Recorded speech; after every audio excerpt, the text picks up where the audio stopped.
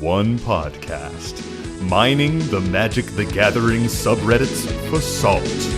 This is the Howling Salt Mine. It's the Howling Salt Mine. The Howling Salt Mine.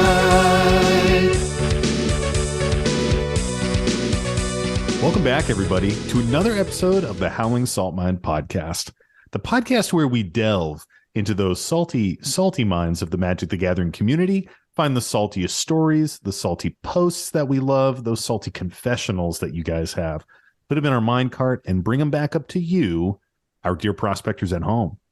As always, I'm your host, Sam, and I'm joined today by my co-host, Tony. Say hey, Tony. What up, what up, what up, what up, what up? Beep, beep, beep, beep, beep, beep, beep. As you could probably tell, Mike isn't here. Yeah, fuck that guy. Because I'm stupid and booked a bunch of stuff wrong. I was like, oh, we can do this extra thing on Thursday and it'll be fine. And then I was like, fuck, we have to do a Patreon episode and it needs to be all three of us. Tony, can you do an episode with me on Wednesday when Mike's playing D&D? So what we really said is we looked deep in our souls and we're like, what do the people want? And we're like, they want and need another Sam Tony ep. Yeah, we're kind of overdue. Off the Hinges is just better than on. Yeah. When a door is off the hinges, it always stays open. And when God closes a door, he just takes it off the hinges sometimes. Nice. You know that turn of phrase. Yeah. You know what I mean, man. You know what I'm saying. I'm 10 years late, but Suits is on Netflix. Did you watch Suits? No. You're fucking trash. I was really hoping. Next topic. On to the next topic now. I was so much hoping that you would have watched it, but it's just this like. So it's like this show about lawyers, basically. You're set in New York City and like, some fucking firm where there's partners and associates and shit. And if it's not Law and Order SVU, I don't even give a shit. Dude, it's like Law and Order, but worse. And then they start to break away from the Law and Order vibe and it gets infinitely worse. Like, I'm never going to watch it now. It sounds terrible. Honestly, the first like 2 seasons are good. And like, you can just end it there and it's like fine. But it's not Law and Order. I feel like it gave me those vibes slightly at first because it would go through like a case and like you're like solving the case as it goes. It's like big shot dipshit attorney who's like, secretly a sweet guy. But the whole premise is that he takes on an associate who's like this like drug dealer kid that has like a photographic memory. Of course. Yeah. my superpowers and my dark past will help me solve crime. Yeah, like literally, dude. Meghan Markle's in this shit. I'm IMDb. Just before she became a princess. Wow, that's although she's like crazy. Not a princess, I guess. Right? She's a duchess, dude. Get it right or go. What the fuck ever? I thought they like denounced jail. She's whatever. The Duchess of Sussex. But anyway, there's lots of very attractive people in this show. Except for one guy who's kind of like a loser and they're really mean to, and it makes me sad because I feel bad for him, but he kind of does it to himself the whole time. But everybody else is just like beautiful, and you're kind of like, oh, okay. But anyway, I feel like it's kind of like me and you, Yeah. Where I'm like really beautiful. I wish you weren't the ugly one, but it's okay.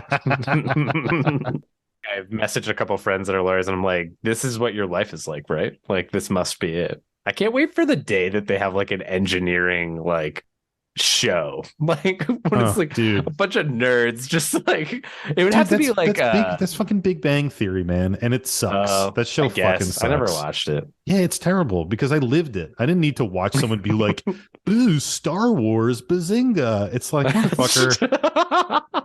First of all, Star Wars is so mainstream now. I don't even know if you can be like, I'm a nerd, I like Star Wars. Yeah, like, that's true. Like, calm down. The real nerds are differentiated when they get into like the lore of the planets and shit. And you're like, okay, exactly. Calm down. I get it. Like you're next tier. Yeah, come at me when you want to talk about the ceremonial claws that Wookiees have and why they don't use them. Fucking come at me.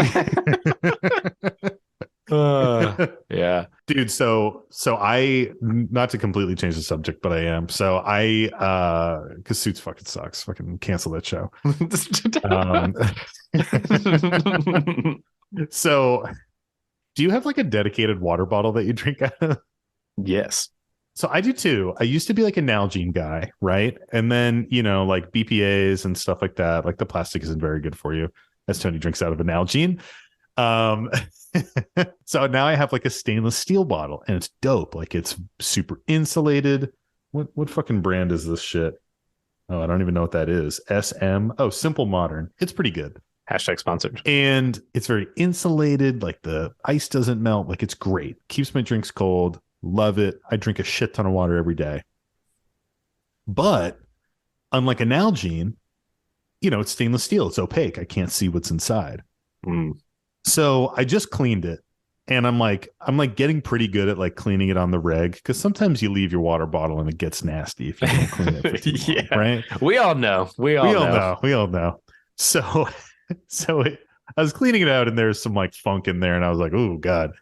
Like I really need to clean this. And like I popped out the straw, like the top little plastic flippy up thing for like the first time, and was like, whoa, there's some shit under here. Yeah. This is pretty bad. Do you only ever put water in it? I pretty much only put water in it. Sometimes I put like liquid IV in it. Oh. Which does have like sugar in it, which could like grow some nasties, you know what I mean? Yeah. I feel worse because I like only put water in it and it still gets that nasty. Dude, it's just like it just happens, man. It's just like microbes in the air and like, like wash back from your mouth and shit like that. You know what I mean? Tasty.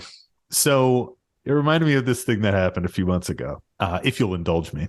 Caroline and I are just like doing our thing, and I start to get like sick. And I'm like, man, I think I got fucking COVID again.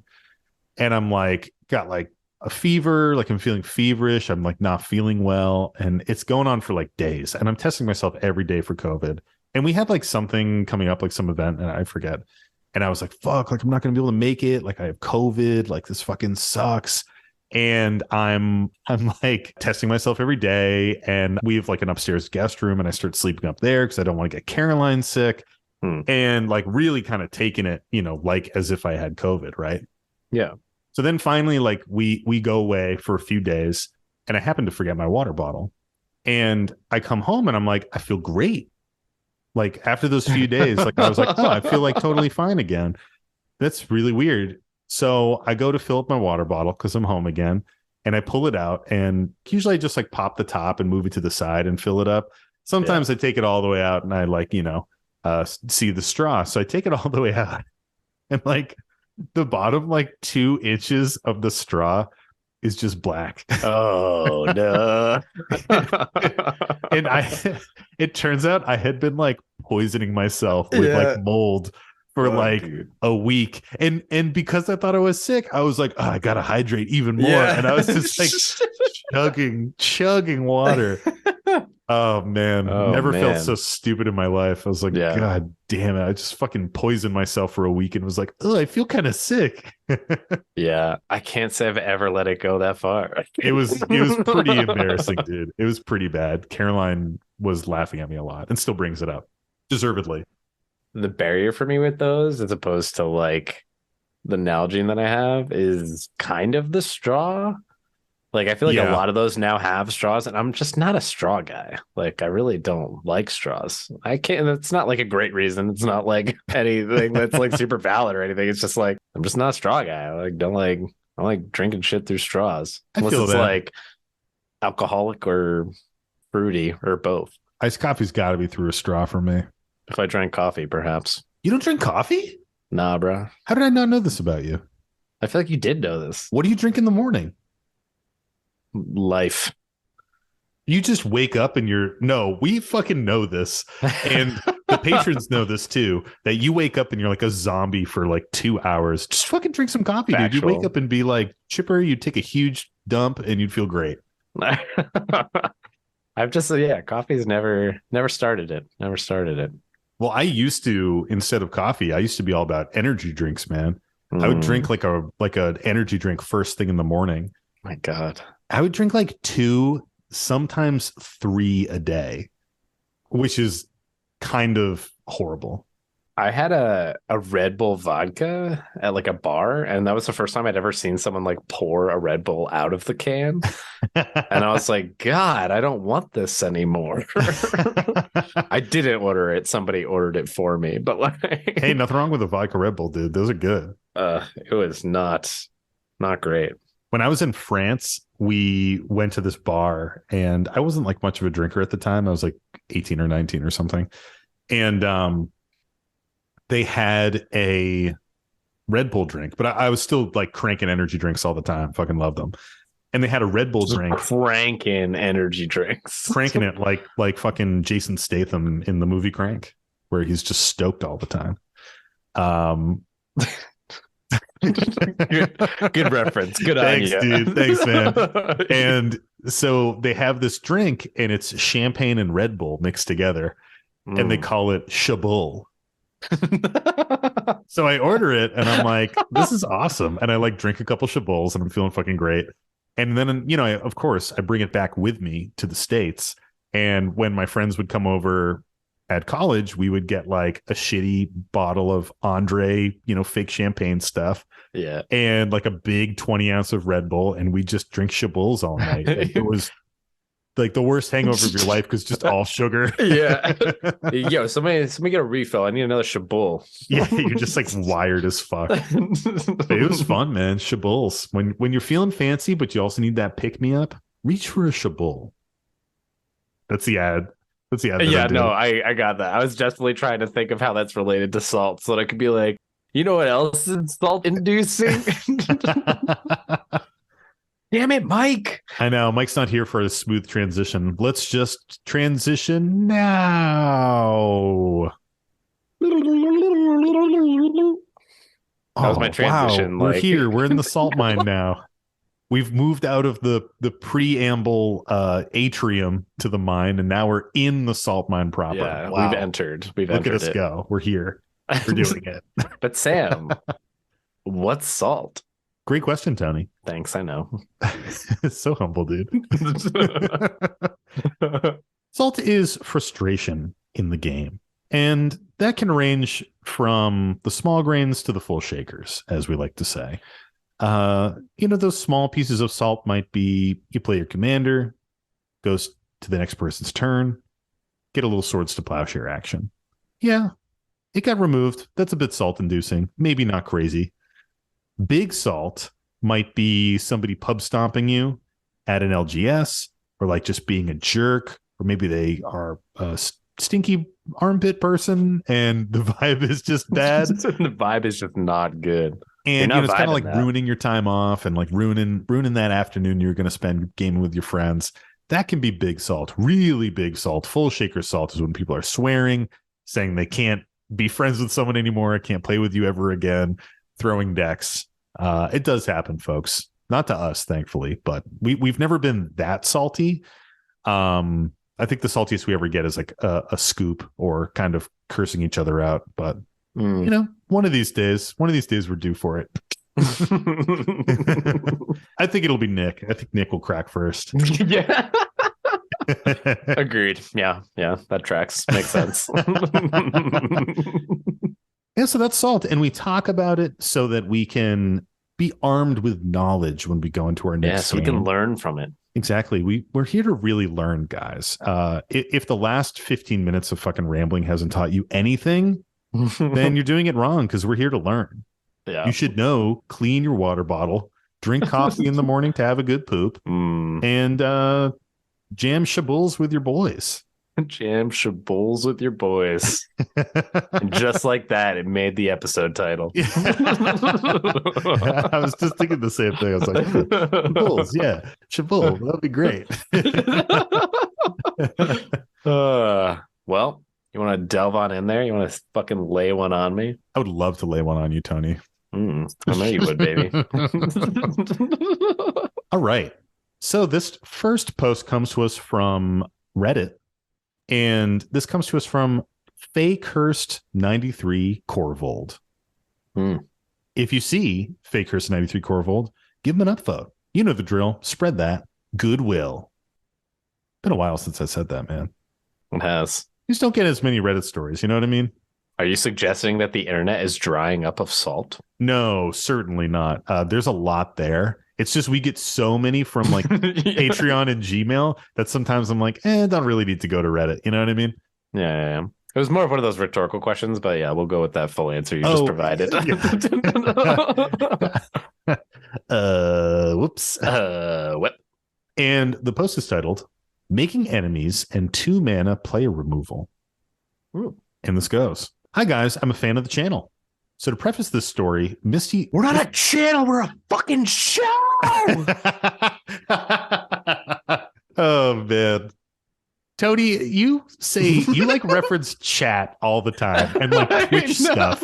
And that's why you guys fucking yell at me. If we can't be a stream, then we can't be a fucking channel either. We're so much closer to a channel than a stream. Like, don't fucking at me right now. Everybody in the Discord at me if we are more of a channel than we are a stream. You're not even going to answer those ats. You're not Somebody even going to at me. them. I definitely will. You still don't. We need a poll Switch. happening. You still don't have a Nintendo Switch. Shut the fuck up. Let me continue. So to preface this story, Mr. Salty Player, who we will call Jay, has a reputation for downplaying his decks and tries to pub stomp with CDH decks like Slicer. Dude, don't fucking do that. Don't fucking do that, man. We don't know anybody who would do that. Yeah, right. Who would ever build a Slicer deck? Nick! No, it was fine. We played against it like twice. During the competitive game, Jay got a turn 1 Slicer, as you do, and proceeded to beat on everyone for most of the game, but was unable to close it out and win, leaving a bad taste in his and the other players' mouths, while I barely squeezed out the win. Moving on to the next game, Jay says he will play a more fun deck with his Ivy Spell Thief deck, to which point I was very skeptical. Player A decides to play his Ovika deck, known as Ovika from now on. Okay. While player B plays Scry and Fly Partners. And I play Duke Older Raven Guard. Game proceeds with Jay ramping turn 2 and getting Sylvan Library turn 3. I played Lauren of the Third Path to blow it up so he couldn't get any extra draws early on. Ovika plays an artifact making all spells cost 1 less, and Scry and Fly decides to choose me for Fact or Fiction. I see Archetype of Imagination, 2 lands, and 2 other cards. Just because I am a red player who wants to see what he can do with it, I put all 5 cards into 1 pile, which aggravates Jay. That's such a fucking red player thing, too. Chaos, dude. Such chaos. Jay then plays a Scoot Swarm and gets an insect through land drop. The game goes on with Jay getting hit by flyers and Archetype of Imagination out. I get out and protect Duke Older Raven Guard and use my Terror of the Peaks to remove some of the flyers. Terror of the Peaks gets put in a moon, classic. Ovika counters spells. Jay then tries to use a spell to copy his 1 Scoot Swarm, which Ovika ends up countering. Jay throws a fit, saying he has been targeted all game and that he isn't the threat, while Ovika simply says, you don't need a second Scoot Swarm. Jay then saltily scoops and says, bye guys, and storms off. It was nice to see a 2-mana counterspell turn into player removal. I'm not going to lie. There's a bunch of cards in there that I don't know what the fuck they did, but I do know that's salt. I do know, like, you cost 2 mana to get somebody to fucking leave the game. Yeah, I'm not sure how much we need to, like, read some of these cards and some of these commanders. Like, Ovika is that new one. Mike's been playing it. It's a new Is It commander. It's got, like, a ward 3 and pay 3 life. And whenever you cast a non-creature spell, you create X11 Phyrexian Goblin tokens. Yeah. And then they get haste. So it's just, like, big spells and you kind of flood the table. Honestly, the Scry and Fly deck sounds a lot like the Secret Santa deck that Nick got from Mike. Yeah. That was, I think, Elegeth and one of the other blue partners. And it turns out you're scrying into draws. Yeah, the 2 blue partners. You know, everyone knows what a Sylvan Library does. We know Fact or Fiction. Archetype of Imagination gives all your creatures flying and opponent's creatures can't have flying. The details don't matter too much. The main detail there that matters to me is also the fucking Fact or Fiction, where you put all the cards in 1 pile. I'm not in the game, so I laugh and I think it's great. But if I was in the game, I probably would be mad. I would Oh, I probably would be be so. pissed. I would be like, what the fuck? Like, are you just gonna give them fucking free value? Let me read Fact or Fiction. I feel like a lot of players know this. It comes in precons. It's a pretty classic Magic card, pretty classic Commander card. But it is a blue instant, costs 3 and 1 blue. It says reveal the top 5 cards of your library. An opponent separates those cards into 2 piles, put one into your hand and the other into your graveyard. So typically there's an opportunity to separate a couple threatening cards and have your opponent have a challenging decision to make. But I guess if you really want that chaos play, you just put all 5 into a pile. What I think the interesting thing is like with that style of card, there's a few different cards in Magic that do that. And I think there are a bunch of people that don't even realize you can choose to put nothing in a pile. Yeah. Like you can choose to put everything in one pile and then just like boom. I mean, it never seems like a good play. I've done it before as a spite play where I'm like mad. Yeah. Like it's the end of a game and I'll be like, all right, fuck you. Like, guess what? Your Fact or Fiction, you just drew 5. Like, here you go. Just to fuck somebody else over. Like, it's an interesting one. I think I also want to read Scoot Swarm because we haven't talked about Scoot Swarm yet. the card that broke Arena. Yeah, it really did. So Scoot Swarm, this is a classic. I think this is from Zendikar Rising. And it's really just become a mainstay staple in any deck with landfall. If you're not playing this in a landfall deck, you are doing it wrong. It costs 2 and a green. It's a creature insect, and it's a 1/1. And it says, whenever a land enters the battlefield under your control, create a 1/1 green insect creature token. If you control 6 or more lands, create a token that's a copy of Scoot Swarm instead. So generally how this plays out is you drop down your Scoot Swarm, you ramp a bunch, you make a handful of 1/1 insects, and then you hit that magic number of 6 lands. Very, very achievable for a landfall deck. Let me tell you, it happens early, usually like turn 4, sometimes turn 3, you're hitting 6 lands. And then every time a land comes in, you get a copy of Scoot Swarm. So it's one of those like exponential token generators where like Scoot Swarm comes down, and now you have 2 Scoot Swarms, and each of those, when the next land comes in, are going to make 2 new Scoot Swarms. So now you have 4, and then you have 8, and then 16, and it's the fucking Fibonacci number or whatever. When I said it broke Arena, I like mean it. Like I remember at the time that this first came out, you could build, because also like Mutate was a mechanic around the time. Yeah. I think it had come up like before Mutate, or sorry, after Mutate maybe.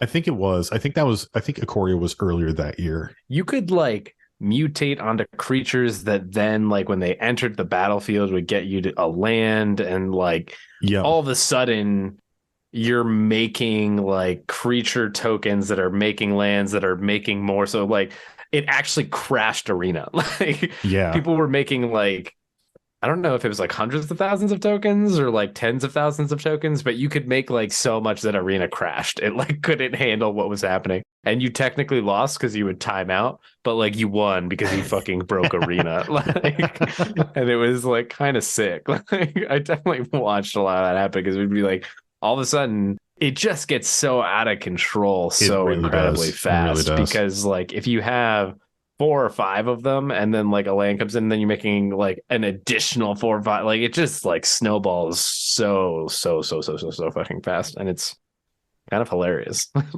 Yeah, I see Scoot Swarm as a kill on sight card. Like, do not let that card live. Even the other day, Nick just rebuilt his Lord Windgrace landfall deck, and it's fucking spicy. He built it for high power, and it crushes.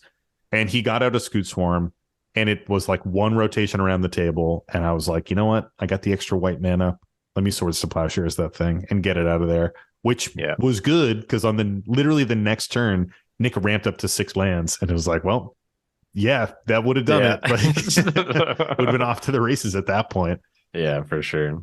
Which is in part like it is slow at first is kind of the problem. Like you can't play it if it's not already doing the thing. Yeah. Because it draws that much attention, right?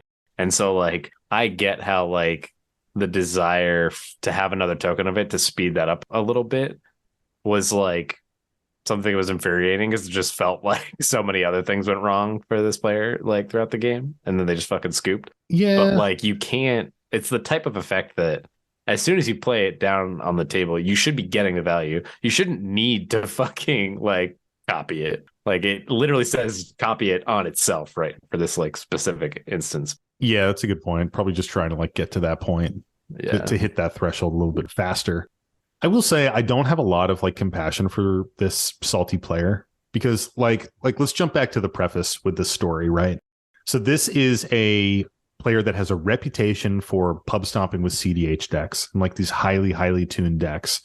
So, they're coming in game one with a slicer deck and just fucking crushing people, leaving a bad taste in everybody's mouth, except for our OP here, Fake Curse Corvold, who just barely eked out the win. So like this person's coming into the game already with this reputation of playing overpowered shit, needing to be targeted a lot to keep them in check is basically the subtext there, right? Then they go to the second game and they're like, oh, I'm going to play this really simple deck. It's not broken. It's way more fun. Ivy, Spell Thief, which is a very powerful commander. I can read that one really quick. So Ivy, Gleeful Spell Thief is a Simic commander, costs 1 green and 1 blue. It's a 2/1 fairy rogue, legendary creature. It has flying. And then this is the fun part. It says whenever a player casts a spell that targets only a single creature other than Ivy, Gleeful Spell Thief, you may copy that spell. The copy targets Ivy. So it's generally played as one of these things where you're like doubling auras by putting an aura on another creature you have, and then Ivy gets a free copy. You can also kind of steal auras from your opponents or steal like value from your opponents depending on what they're playing on their creatures. So it's this kind of interesting thing, but generally built pretty powerfully. Did you say that's 3 mana? 2. It's 2 1 mana. Fucking dude. Christ. Yeah, 2 for fucking Simic. 1.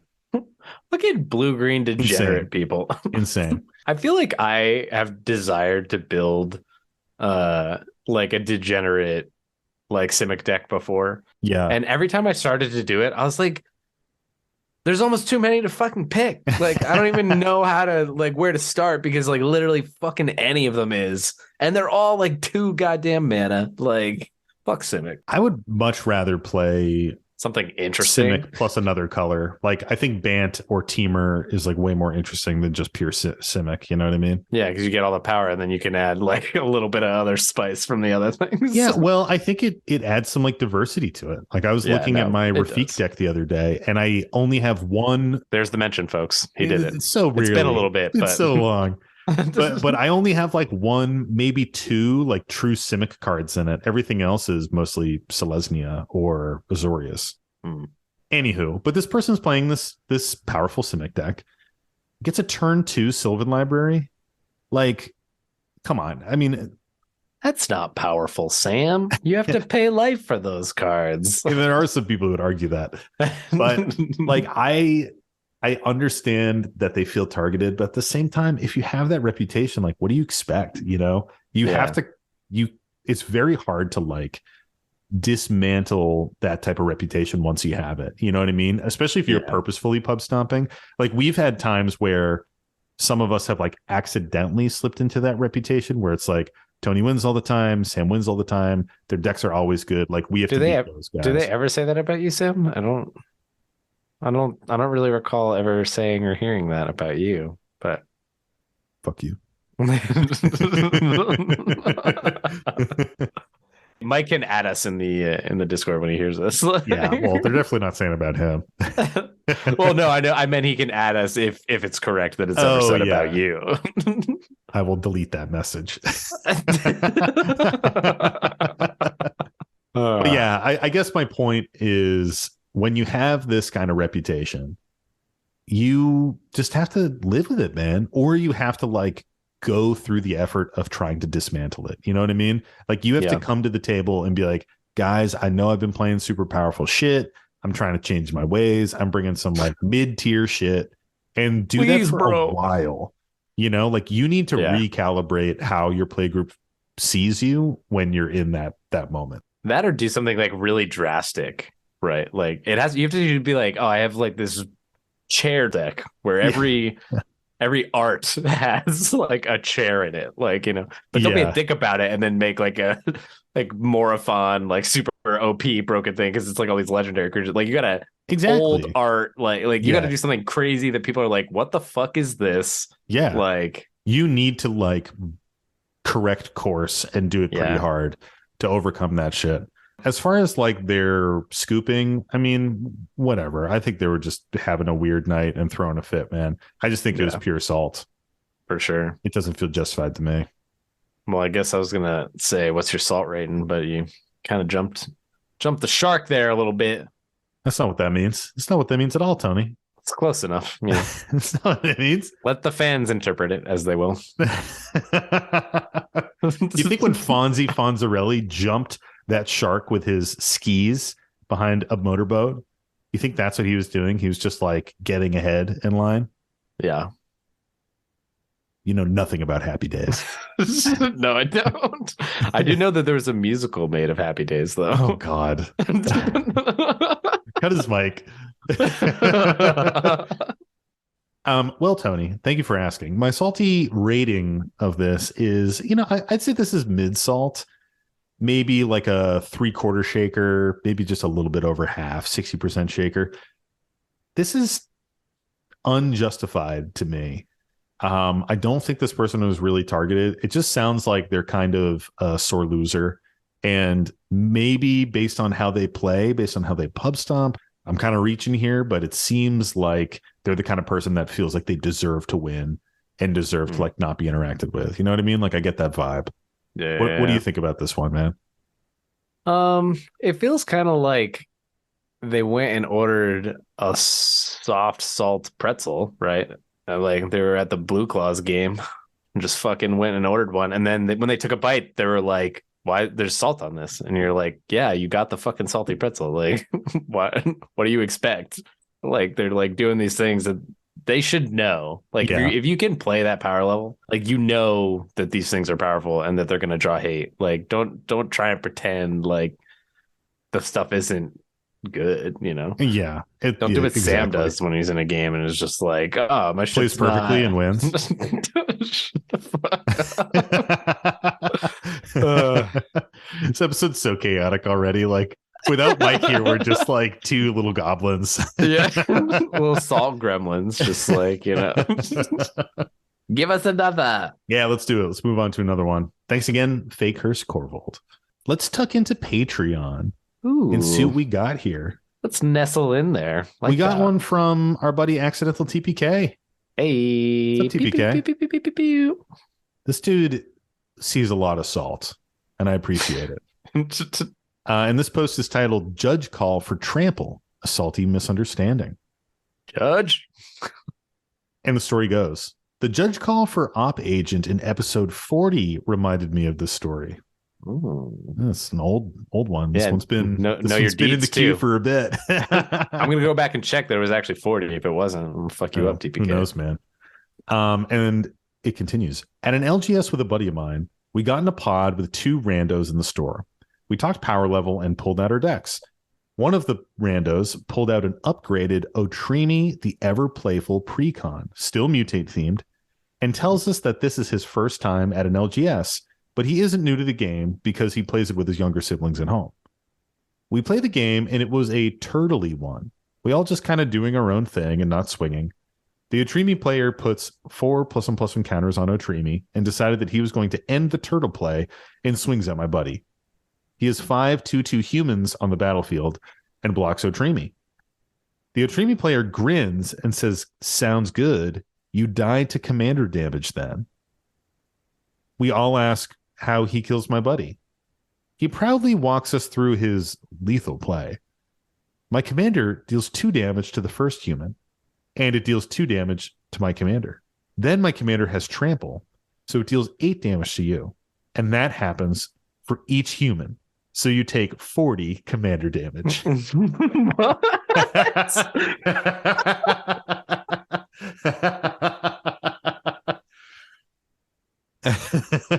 We kindly that's so ridiculous. It's literally just not even like sort so of close. Like, were they trolling? Like,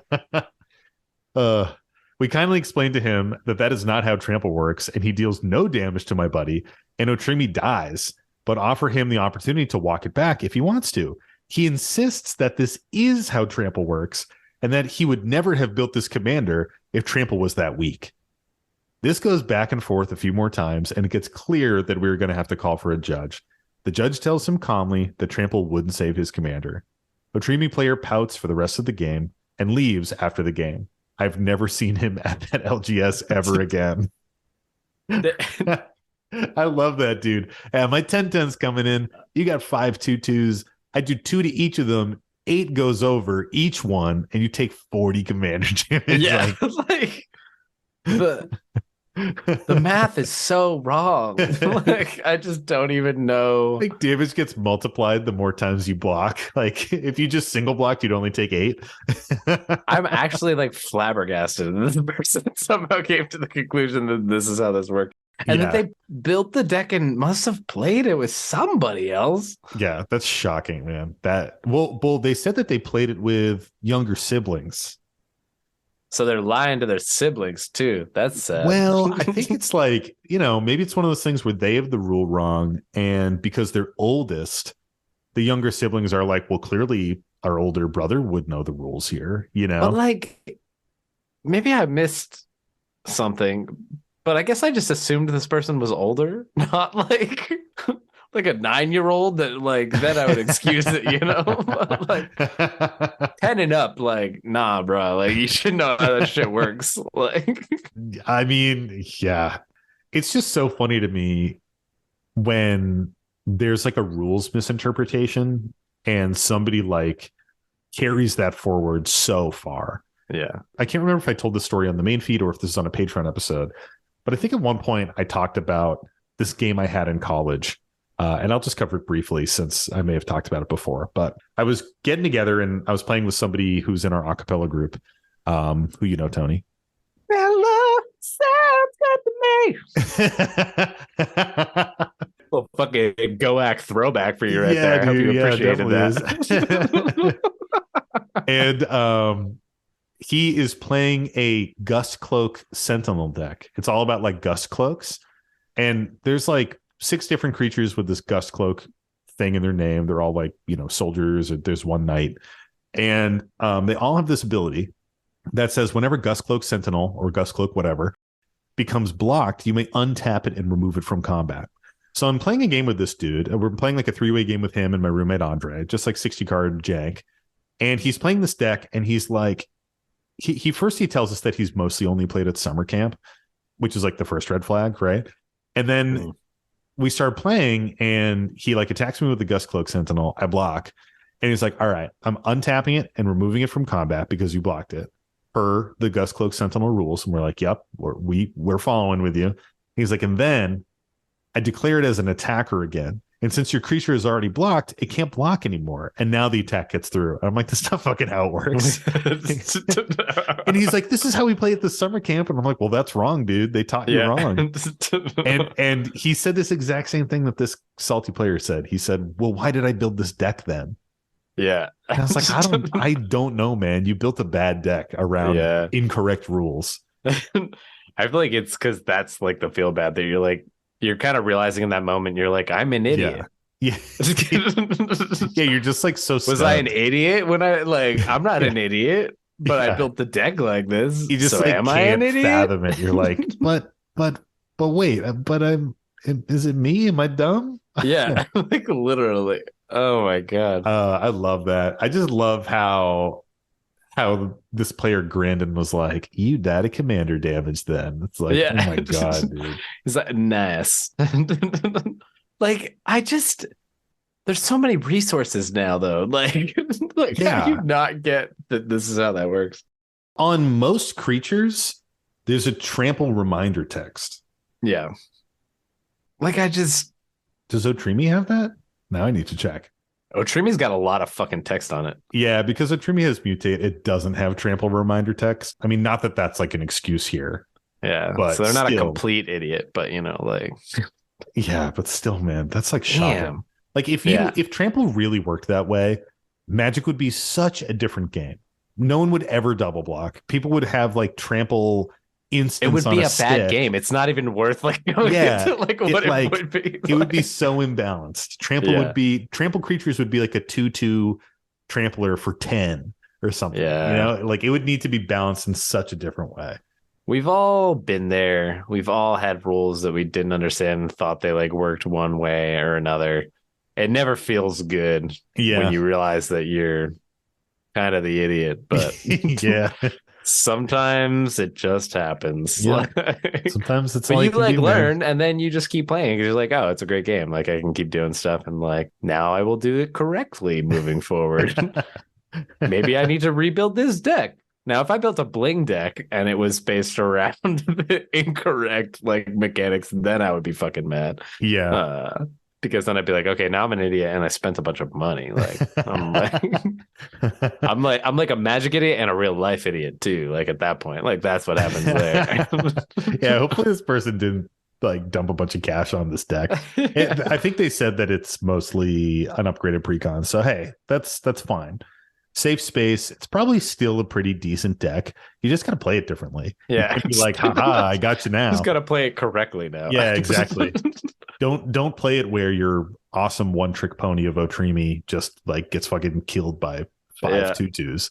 There's probably also that moment they're like, God, I gotta go back to my siblings and tell them they were fucking right. Yeah, Damn right. it.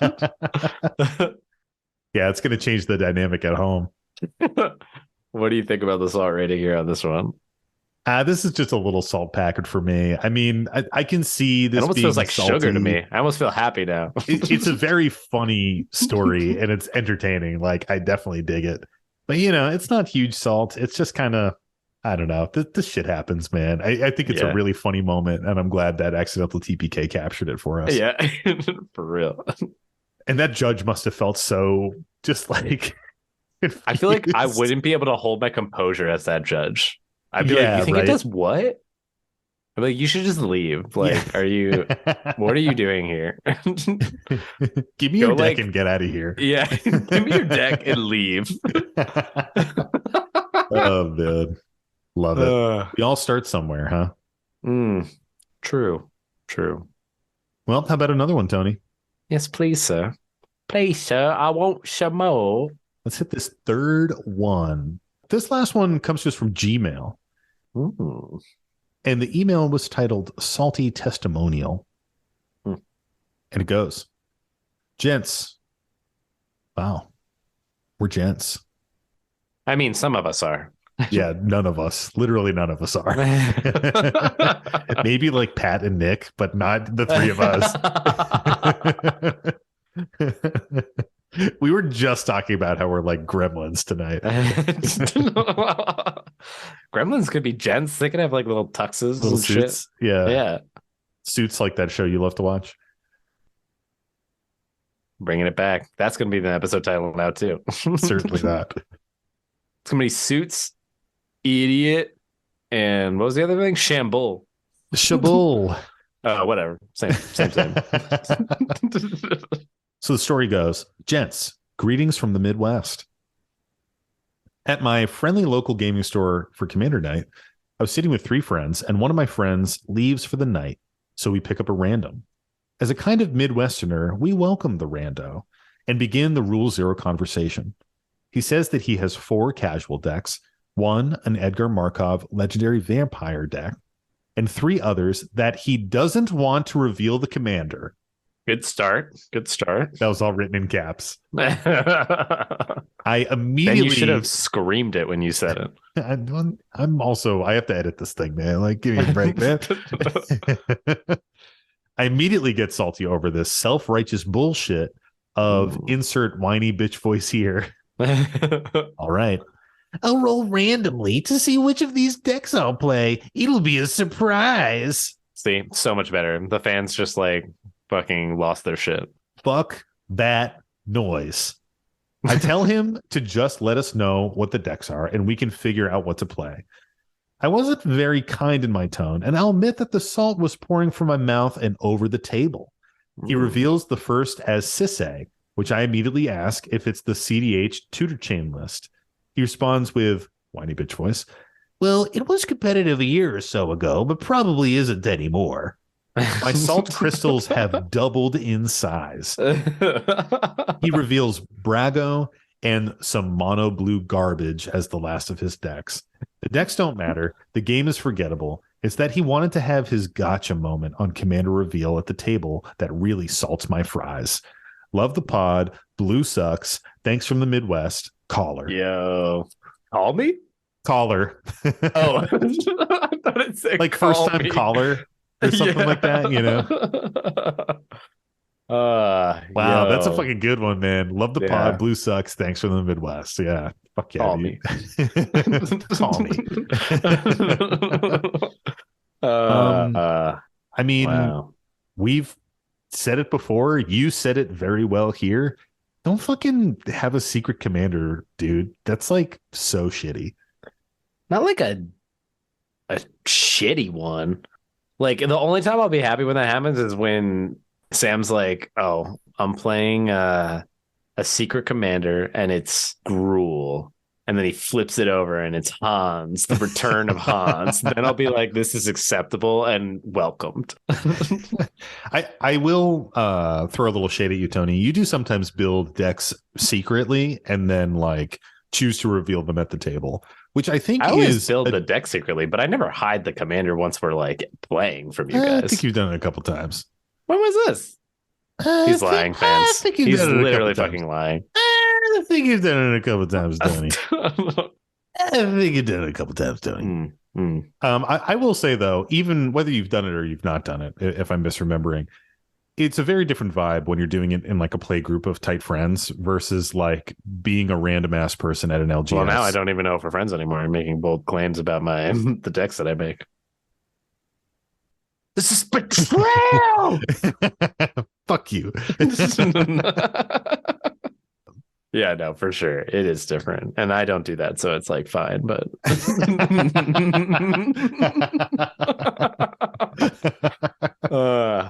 it's just like shady. It's like it's against the spirit of the format, you know? Like genuinely, like we don't invoke the spirit too often, but genuinely it is. It is against the spirit of the format.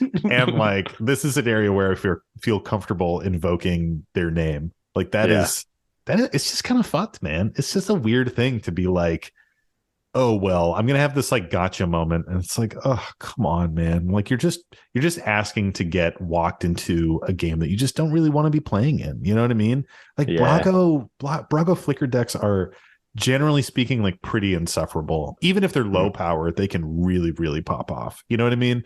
Like I gotta just be in a special mood for that, or I have to like, it's like, okay, you're bringing that, I'm gonna bring my A game deck, so it's like a fair fight.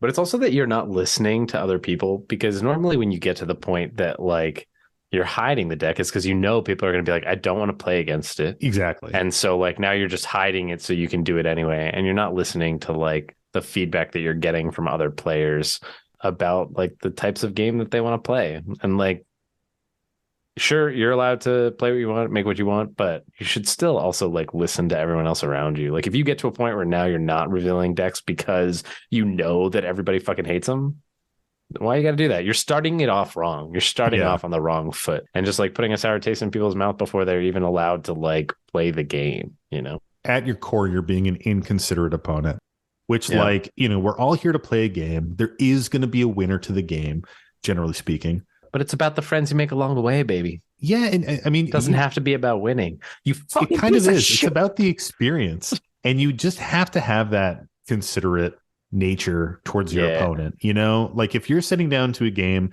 and you're like, I'm going to have a good time, and my opponents aren't, that fucking sucks, man. And honestly, I would throw out there that if this player sat down and said, "Hey guys, I have this Sisay, very powerful Sisay deck. It used to be like a pretty good CDH deck. Now, you know, I haven't upgraded it. Like it's a little bit out of fashion, but it does have a combo win. I would really love to play this deck tonight. Do you guys have something that could hit this power level and we could have like a game?" If you did that, man, like people would probably want to play. You know what I mean? Like at least you've put it out there and give them a chance. They might not even be able to hang with it, and they still could be like, yeah, like I want to see it. Like just play it. Like I can't match that because like I didn't bring something to match that. But like, fucking go for it, dude. If you crush me, like you know why, but like you know, like do the thing. And like I've had games like that where I had like a really powerful deck, and I was like, hey, this deck is really strong. just so you know, like it might not be a fair match, but like I kind of want to play it. Is this something you want to play against? Do you want to see this? And I've had friends be like, yeah, dude, I want to see that deck pop off and like do some crazy shit. Like let's play a match. It'll probably be over quick. And then we can just play like a regular one. You know what I mean? I think if you're very honest with like your intention in those moments with wanting to play those stronger decks, you're more likely to be able to play it than trying to trick people and then being like, nah, I don't want to play against that fucking Sisay brew, dude. It's like way too oppressive. Yeah, 100%. I will say for the record, fans, somebody should snap that audio right there. I'm pretty sure Sam just admitted to enjoying pub stomping people. So, you know, somebody clip that shit. Okay, thanks. Yeah, what I really like to do is make a noob cry. If I don't get at least one tear from somebody in a game, did I even play Magic? Like, and sometimes I just skip the Magic game and I just fucking give them a wedgie and take their milk money, dude. Like fucking enjoy having no milk with your lunch, and I'm gonna have. You know what like sucks? Have you ever gotten a wedgie? I mean, like not from like a bully. I've gotten wedgies from like my dad. Yeah, even just like that. Yeah, I feel like they're so unpleasant. I've never like had like a true bully be like, "I'm fucking giving you a wedgie right now," but it's like happened. Like, you know, friends have done it. Quote, I'll put quotes around that. Friends have done it. But like. They're super unpleasant. Anyway, I've never had my lunch money stolen though. Yeah, I've never had that either. Mostly bullies just were mean and they mostly just crushed my spirit. Yeah, they mostly just like yelled slurs at me and made me feel small. Yeah, and like dump. I had someone dump food on my head one time, and that really fucking sucked. My God, what kind of food? It was like a bag of chips, so it was mostly dry, but it was a bummer, man. Lame. And it was on like Halloween, and I was dressed up. Like it was shameful shit. Yeah. It was fucking don't be a bully, guys. In my mind, I like flashed to your cafeteria, like small body of you, but still your normal right now head, like beard and all. And like somebody just took like a thing of like pasta and just like dumped it on your head. Thank God it wasn't and pasta. You were just like sad. Even worse, dude, I was like peeing at a urinal. Like I was like, and I had an awesome costume. I got like a Clifford the Big Red Dog costume that was for. I thought you said it was awesome. Wait. It was for it was sized for a 4-year-old. And I like squeezed into it. So I was wearing this like tiny, like instead of being like full leg pants, it was like shorts. Yeah. And I just like managed to like squeeze into it. And it was so fucking funny. And I was peeing at the urinal and these like 5 dudes come into the bathroom and one of them just like dumps chips on my head. And I was like, what the fuck, dude? And then they just left. And I was like, man, like it just put like such a bad taste in my mouth for the rest of the day. Like, it fucking sucked, dude. For fucking sure. Bullies are pieces of shit. But yeah. Well, what do we think about the salt rating on whatever the fuck that post just was? I think this is high salt, man. This is wicked high salt for me. When somebody is being dishonest about their deck, when they are purposefully going out of their way to be an inconsiderate opponent, fuck that shit, dude. That is so shitty. I think that is like kind of the biggest thing that you can do. Like he is out. He's not out for blood. He's out for salt. You know what I mean? Like he's trying to get that salt. He wants to pub stomp people. He wants to overpower them and have this be this like, haha, surprise. I'm playing a combo deck that you can't deal with. You know what I mean? It's just, it's inconsiderate. Don't do this. And if people are doing it, try to just be like, hey, if you have a really high power deck you want to play, I'm down to play at that power level, but you got to be honest about it. You know what I mean? Yeah. What do you think? Like it just kind of like it like takes the wind out of your sails, which is sad. Like I'm like usually so happy to play Magic to like sit down and jam, and it's like this is gonna be great, and it just like totally deflates me when that kind of shit happens, and I just don't like it. There's not much else to say there. It's high salt for me of like what they're doing. Well, is it that time of the week? Tony, I think it is that time of the week. Oh, baby, lay it on me. What time is it? It's the time of the week where we say, Tony. Hey. Tony. Nice. What's the salty card of the week? The salty card of the week. Tony, this week. Tell me the salty card. We're no strangers to salt. Oh, whoa. We get at least one card a week. A salty card is what I'm dreaming of. You wouldn't get this from any other podcast. I just want to tell you how I'm feeling. No, I just want to sing.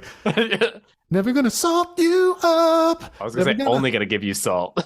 Only gonna put you down. up. Only gonna put you down. Only you gonna came in pub that stomp and crush you. Oh man, now I'm gonna write a whole one. I know. Well, the thing is, like, I was like, oh, I gotta Rick roll him, but then you came in too quick. You normally come in like a little bit later. Gotta keep you on your toes, dude. Gotta keep you on your toes, man. Well, I wanted it to go, and then I wanted to Rick roll you so bad, but yeah. What can you do? Anyway. The salty card of the week this week. I was saying We used to, just for the listeners, Tony and I used to sing the song in our acapella group. It's just, it's how it be. Yeah, it was a crowd pleaser for sure. It was at like the peak of that shit. All right, Tony, hit us with that salty card. All right, the salty card of the week this week is Triumph of the Hordes. Oh, dude.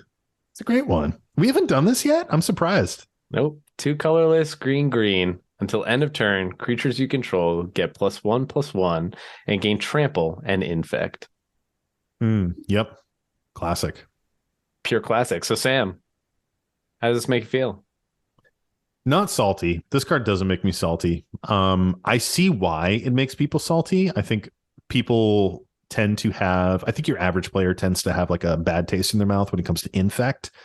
And I know we've talked about this on the show a couple times. We've had Pat on for a couple like infect poison specials, sort of. And I think the real hate for infect and poison as a mechanic in general in Commander comes from Triumph of the Hordes. It comes from Tainted Strike. And every once in a while, it comes from like Skitherix or some of those other like big infect creatures, maybe an Atraxa infect deck. But for the most part, it's really, that salt is really housed in those 2 cards. Triumph is 1 mana shy of Overwhelming Stampede, which is like the classic Stampede effect. Gives 1 less of a +1/+1, +2/+2 versus +3/+3. And, it's got this additional infect piece to it. I will say it's a little bit pushed for what it does. That probably could have been 5 mana, and I think it would have still seen a lot of play and been fairly costed. And it's an uncommon. To me, it kind of feels like a rare, like if that was printed nowadays, I think it'd be a little bit more expensive or have a slightly higher rarity. But, it's a game ender. Generally speaking, it's not a card that's going to hit and tick up poison damage and you'll eventually lose. Usually it's a card that's going to hit and kill you. The problem is that when it does hit, it doesn't take a lot to get you just because that's how poison and infect works. I see the salt. I don't see this played too much. I used to have it in a couple decks. I just don't play it too much, but pretty low salt for me overall.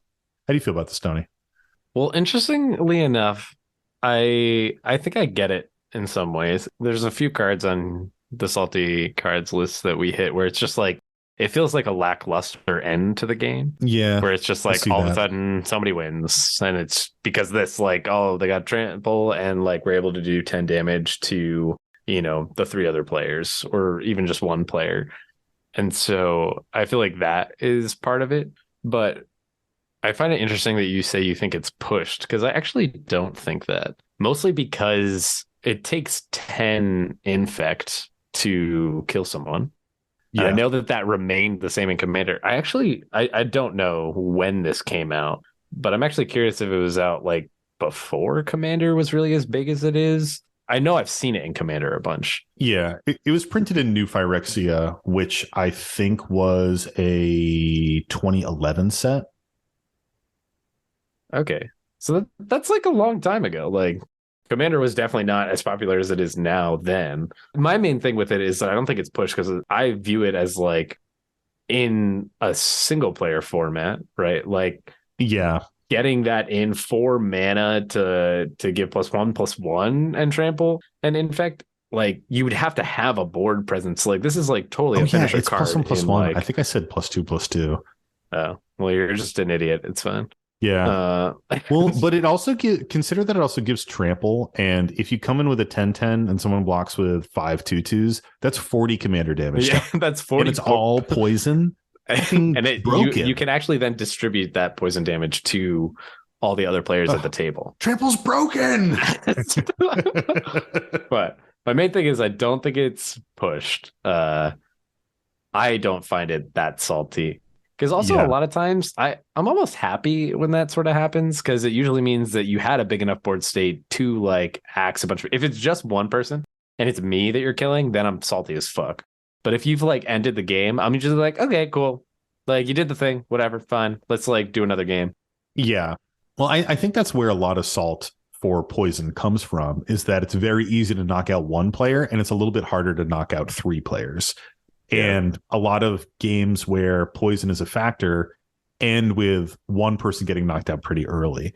Like if someone triumphs early on, takes out just me, yeah, I'm going to be salty because I'm going to be watching a game go on for a while. And I just saw you use one of your like haymaker cards to only take out one person. It's not like you're going to pull another triumph out of your ass unless you like recur it. If you took me out with it, I was totally innocent and I didn't do anything to you and you bullied me. Yeah, I exactly. clearly was a good person Yeah. to you specifically in that game. I thought we were friends, dude. Yeah. Why'd you use that on me? Yeah. Yeah, I can see this. You're convincing me. I can see why this is on there for sure. Yeah. Where do you think it lies on the list? That's a challenging one. Here, you guess first this time and I'll guess second. I don't think you get to guess. I don't think you get to guess, Tony. I'm for some reason I'm feeling like 68. How close am I? Where am I at? Are you sure that's your final number? Yeah. I'm going for it. Let's do 68. Locked in. You should insert the like what's that fucking game show? Who Wants to Be a Millionaire like thing.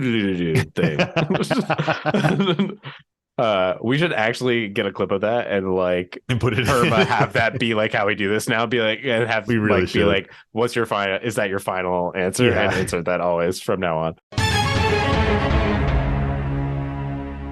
But it's 92nd.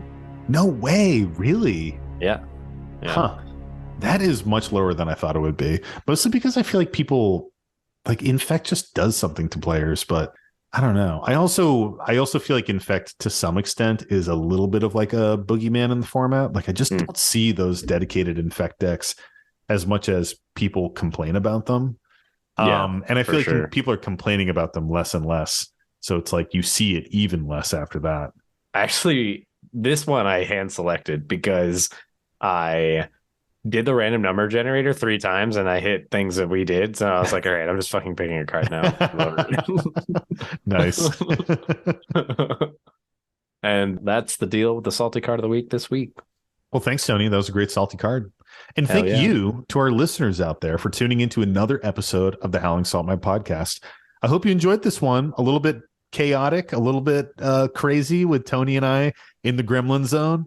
The Gremlin Zone. The Gremlin Zone. Getting into the Gremlin Dome. Fucking throwback there. Yeah. Real 30% Yeah, now. Thunderdome episode, dude. This was our last time we like really went off the rails. Can't wait to edit this one. It's definitely going to be a super easy task. Yeah, smooth as fuck. Smooth as butter, baby. If you want more Howling Salt Mine content, check out our Patreon. Patreon.com/Howling Salt Mine. We have an extra bonus monthly episode. We have an awesome Discord. We have Stray Grains. There's definitely a bunch of stray grains that are coming out of this episode because Tony and I had a ton of tangents on this one. So tune in, come check it out, hang out with us in the Discord. And play games with us once a month on Yes. our like monthly game night, which we just did our first like official one, and it was a huge success. We had like 5 pods going basically all night. So it was sick. It was fucking awesome. We had 5 pods firing from like 8 p.m. to like, I think the last pod finished at like 2 a.m. We Like finished at 1:30 2 or a.m. something. because I was in it, and fuck you, beat. That's all I have to say. I love beat. And it is just, it's a really fun time. So if you want to come hang out, talk about cards, chill with us, it's a great time. Also, if you have a salty story that you want featured on a future episode, send it to us. The best way to do that is at our Gmail, which is thehowlingsaltman@gmail.com. Of course, as you've heard, patrons also get to submit episodes and get kind of a beeline into the show that way, a back door into the show, if you will. But also hit us up on any social media. We've got our link tree in the show notes, our social media links in the show notes. If you want to DM it to us on Twitter, Instagram, or even Reddit, that is just fine too. Give us your salt and we will gladly talk about it, especially those salty confessionals, because I really feel for those ones. If you want to support us in another way, we have some merchandise that you can purchase at our Bonfire store. The link is in the show notes for that as well. Got some great shirts out there with our logo, the podcast art. We also have our Borderless logo and our Blue is a Trash Color for Trash People shirt. And I think we'll be adding some more shirts to that soon, so keep your eyes peeled. Another thing you can do to help out the podcast is give us a 5-star review in your favorite podcast app. It really does help out the show. It improves our visibility in the various podcast algorithms, and it helps people kind of find us in the wild, which I think is really cool. The other day, I was actually clicking around through Spotify and was on like Commander Sphere and some other of those popular podcasts out there. And it was like other shows like this, Howling Salt Mine. Like, fuck yeah, dude, we're fucking in there. We're up in your algorithm doing things. And lastly, we got to shout out our amazing podcast artist, JD Burnett, for our beautiful podcast art. If you are ever in Asheville, North Carolina, hit him up and get a tattoo. He's a lovely, lovely gentleman. 10,000 subscribers or bust. Well, that's it. That's it for the Gremlin Zone. Hey. As always, stay salty and don't forget to draw an additional card during your draw step. It's the Howling Salt Mine.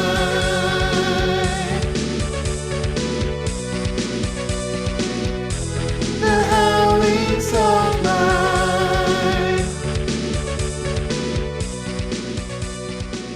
What a bitch. What up?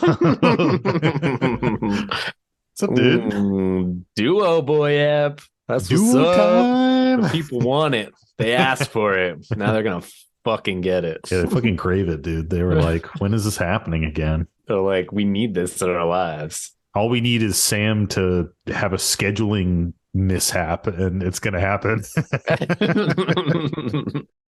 Ooh. Oh, God. Yeah.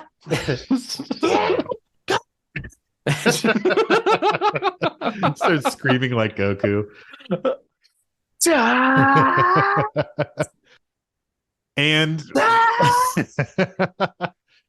3 episodes later.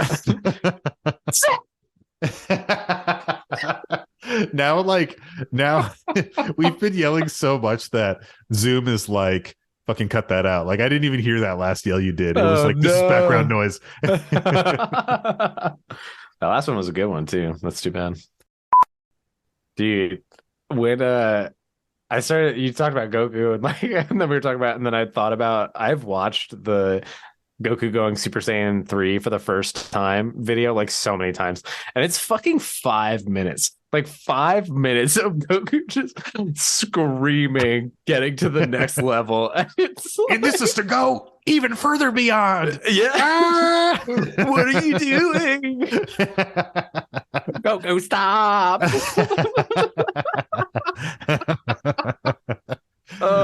Such a classic, I dude. love it. It's what a like such a classic, pure All right, classic. I gotta fucking turn my AC back on. I'm sweating. I also got to pee.